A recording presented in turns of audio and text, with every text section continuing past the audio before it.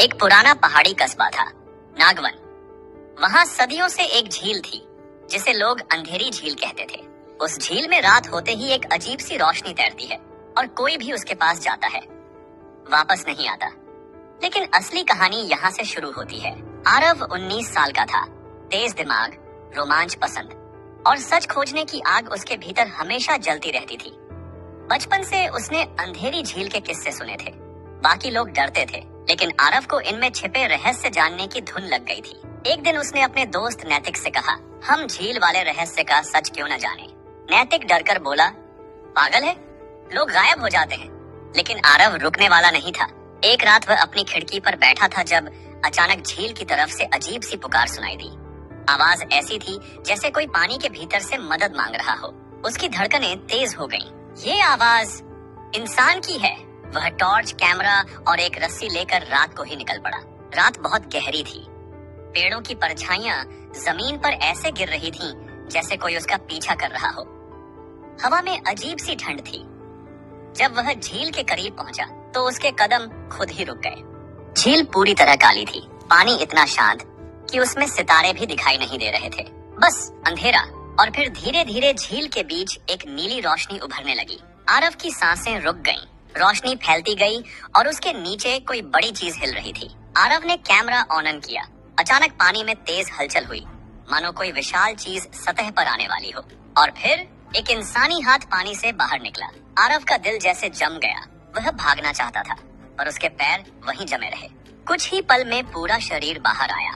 एक बूढ़ा आदमी जिसे देखकर लगा जैसे वह कई दिनों से पानी में फंसा हुआ था, लेकिन वह जिंदा था।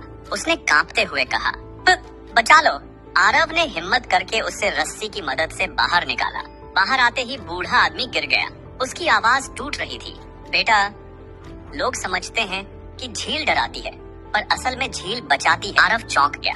मतलब? बूढ़ा रो पड़ा। मुझे डकैतों ने मारने के लिए पानी में फेंक दिया था, लेकिन झील के नीचे एक गुफा है, वहाँ गर्म पानी का स्रोत है, उसी में छिपकर मैं जिंदा रहा। आरव समझ ही रहा था कि तभी झाड़ियों में हलचल हुई। डकैत वापस आ गए थे। 3 लोग बंदूकों के साथ बाहर निकले। एक ने कहा, ये लड़का भी ज्यादा जानने लग गया है। अब आरव की जान खतरे में थी। डकैत उसके पीछे भागे। आरव जंगल की तरफ दौड़ पड़ा। गोलियां उसके कानों के पास से गुजर रही थीं। वह पहाड़ी के किनारे आ गया। आगे कोई रास्ता नहीं। पीछे डकैत हंस रहे थे। अब भाग कहाँ जाएगा? आरव ने नीचे देखा, अंधेरी झील। उसने एक गहरी सांस ली और छलांग लगा दी। उसे लगा कि वह मर जाएगा, लेकिन नीचे गर्म पानी था और पास में एक अंधेरी दरार। वह दरार के अंदर तैर गया।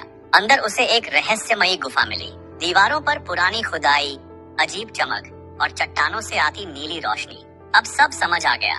ऊपर झील में दिखने वाली नीली रोशनी किसी आत्मा की नहीं, बल्कि इन खनिजों की प्राकृतिक चमक थी। उधर डकैत पुलिस से भिड़ रहे थे। इधर आरव ने गुफा में एक और रास्ता ढूंढा जो पहाड़ के पीछे निकलता था। वह बाहर दौड़ते हुए पुलिस स्टेशन पहुंचा और पूरी घटना बता दी। पुलिस मौके पर पहुंची और डकैतों को पकड़ लिया। अगली सुबह पूरा कस्बा इकट्ठा था। सभी को पता चल चुका था कि झील डरावनी नहीं थी, बस गलतफहमियों से घिरी हुई थी।